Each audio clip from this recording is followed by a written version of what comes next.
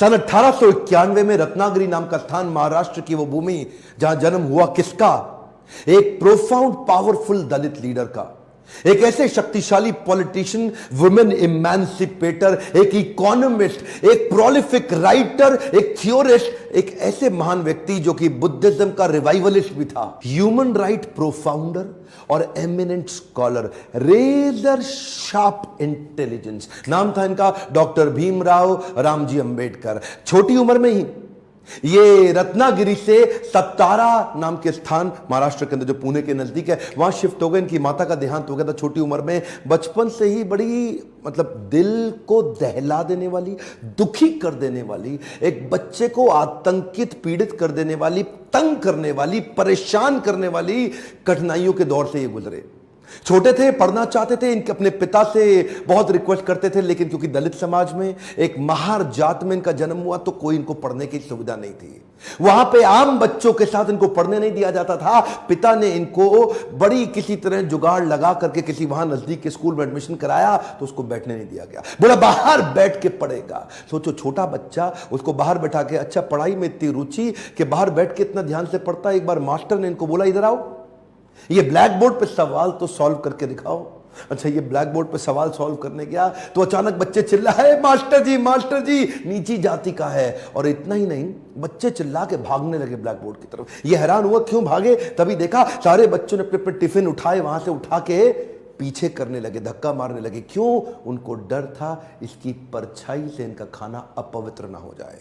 ऐसे कई छोटे धक्के इसको लगी। पानी एक बार कुएं से क्या पी लिया, इतनी मार पड़ी इसको, इतना फिजिक, एक छोटे बच्चे को सहनी पड़ी इतनी मार। एक बार रिक्शे वाले ने रिक्शा से उतार दिया, बोला तू नहीं बैठेगा रिक्शे में। क्यों? क्योंकि रिक्शे वाले को बीच में पता लगा कि ये नीची जाति का है, और उसके बाद उससे बोला तुझसे डबल पैसा लूंगा, और फिर रिक्शा भी अब तू चलाएगा। वो नीचे चलने लगा, रिक्शा भी। जानते हैं उस समय केवल छूने से नहीं, परछाई सबसे दिक्कत थी इनकी। और परछाई तो छोड़िए, इनकी आवाज सुनने से भी लोग सोचते थे कि अपवित्र हो जाए। ये जो आवाज से अपवित्र, परछाई से अपवित्र, छूने से अपवित्र, ये दर्द जो उनको सहना पड़ा, ये दर्द इनकी जिंदगी में बहुत बड़ा रोल प्ले किया आगे चल के इनकी लीडरशिप को बिल्ड करने में।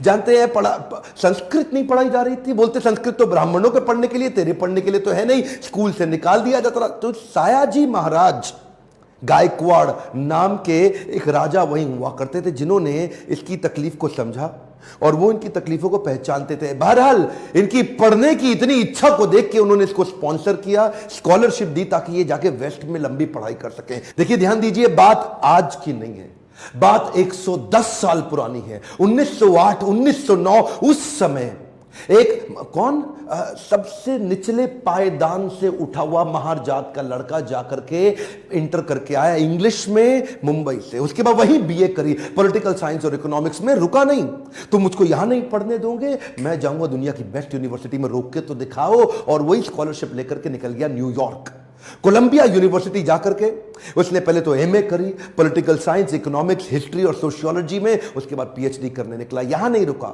लंदन स्कूल ऑफ इकोनॉमिक्स चला गया। लंदन स्कूल ऑफ इकोनॉमिक्स जाकर वहां एमएससी किया, उसके बाद लॉ की पढ़ाई किया, फिर उसके बाद डॉक्टरेट किया, किताब के ऊपर अपनी थीसिस लिखी। ये वही किताब थी जिसके ऊपर आगे जाकर के रिजर्व बैंक ऑफ इंडिया को बनाया गया। महाराजा और बड़ौदा से उनका प्रेम इतना था ना, वो जो सायाजी गायकवाड़ जिन्होंने इनको स्कॉलरशिप दिया था, पढ़ने में इनकी मदद करी थी, दुनिया भर में पढ़ के उनका प्रेम भूले नहीं, वापस उनके पास आ गए।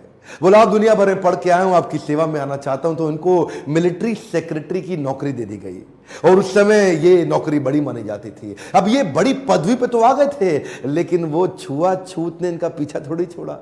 वहां भी जो सरकारी पियोन होता था ना, वो उनको फाइल दूर से फेंक के दिया करता था। बोला तू नीच जात का है, गद्दी पे बैठ गया तो क्या, दूर से फाइल फेंकते थे, उसके पास नहीं जाते थे। उनको खाने के लिए बोलते थे बाहर जाके खा। आज भी वो कुएं से पानी नहीं पी सकते थे, इतनी एग्जॉल्टेड पोजीशन पे। बाबा साहब अंबेडकर की तकलीफों का सिलसिला थमा थोड़े ही। अभी तो रमाबाई जिनसे उनका विवाह हुआ था, उनके साथ उनकी 5 संतानें हुई, लेकिन 4 संतानें एक के बाद एक इलाज की सुविधा ठीक से ना मिल पाने के कारण उनके जीवन से चलती चली गई। 4 बच्चों का देहांत हुआ, 1 बच्चा बचा, लेकिन पत्नी भी आगे चल के लंबा साथ नहीं दे पाई। वो भी लंबी बीमारी के चलते उनका भी देहांत हो गया।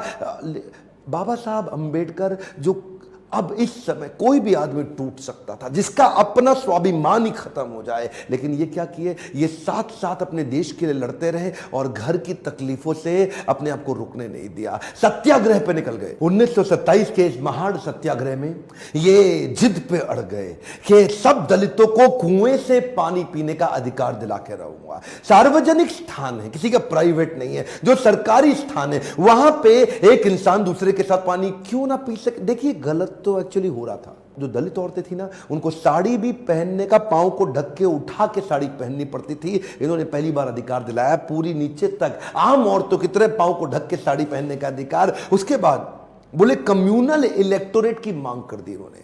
कम्युनल इलेक्टोरेट में ये चाहते थे कि कम्युनिटी के आधार पे हमारी वोटिंग की सुविधा अलग हो। उसमें थोड़ा गांधी जी अड़ गए, क्योंकि गांधी जी जानते थे कि ये अंग्रेज लोग मिल करके हमारी सारी जातियों को तोड़ के अलग कराना चाहते। गांधी जी ने इनको समझाया।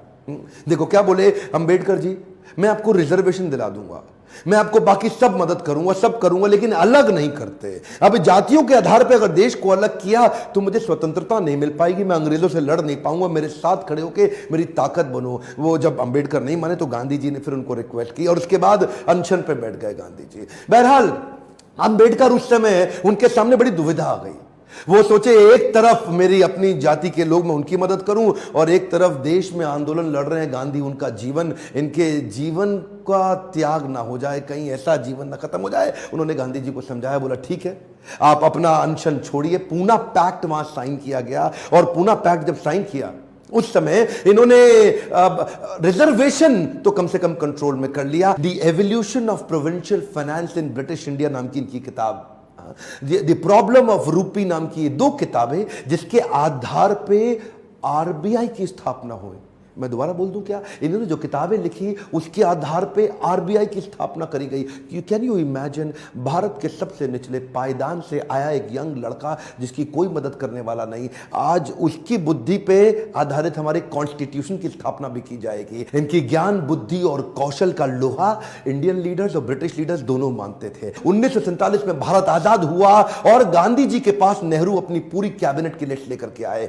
जब नेहरू, जो कि स्वतंत्र भारत के पहले प्रधानमंत्री होने वाले थे, पूरी कैबिनेट की लिस्ट लेके पहुंचे और बताया कि देखो इनको मैं तो तभी गांधी ने पूछा, इसके अंदर बाबा साहब अंबेडकर का नाम कहां है? और वहीं थोड़ी उनकी बहस हुई और गांधी ने बोला कि नेहरू ये तुम्हारी कैबिनेट नहीं है, ये आजाद भारत की कैबिनेट है। तभी उनको कानून मंत्री के रूप में लिया गया, और न केवल कानून मंत्री बल्कि तुरंत जो ड्राफ्टिंग कमेटी थी इंडियन कॉन्स्टिट्यूशन की, उसका चेयरमैन भी बना दिया गया। इनकी इंटेलिजेंस के आगे कोई कुछ बोल नहीं सकता था। जो इनसे सहमत थे, असहमत थे, दोनों जानते थे कि इस आदमी में बुद्धि बहुत है। बहरहाल मन तो है कि मैं घंटों तक इनके विषय में बात करूं, एक्चुअली मन भरता नहीं है इनके विषय में बात करते हुए। इतने बुद्धिमान व्यक्ति, आगे चल के इन्होंने हिंदू कोड बिल और महिलाओं के लिए बड़े कानूनों के अंदर कई बदलाव लाए। ये वो पॉलिटिकल लीडर नहीं थे जो सत्ता के लिए लड़ते थे, ये लड़ते थे उनके लिए कि देश में कमजोर हिस्से को उठाना देश के हर लीडर की जिम्मेदारी। एक मोर टाइम ध्यान दीजिए,